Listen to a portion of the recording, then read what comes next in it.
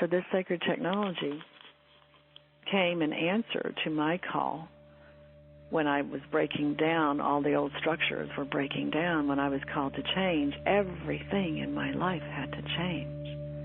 Everything. My entire foundation had to change. And it wasn't pleasant. It wasn't easy. And it was painful. And I ended up getting a divorce, and there was a split in our family now. And the community had dropped me like a hot potato because I had been the pillar, right? And when you're the pillar, everybody looks to you. But then when I fell, and I had this happen to me, and I couldn't do all the external things like I was doing so strong. I had to turn inside and really look inside and find out what was going on in me and why was I so empty physically. I had to really not say all the yeses to the world that I was saying, and I got dropped. And so this whole infrastructure, I scared people, and the whole infrastructure that I had built my life on really dissolved, broke down, and that's when I started to really call. As you all know, who know my story, I went to nature.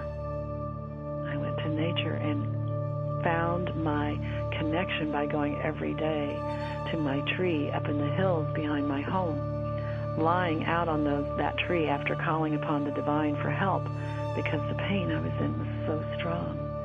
And I couldn't stop it. There was nothing I could do. I went to therapy. I went to churches. I did the things I knew how to do, and nothing was stopping. Nothing was helping me with my pain.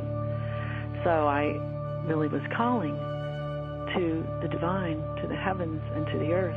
First time in my life I had ever gone to the earth and called for help. I never thought about goddess. I never thought about divine feminine. I never thought about any of that. But I ended up instinctively going to the earth and calling for the help because I knew I needed a new physical foundation. My old physical foundation was obliterating by the day.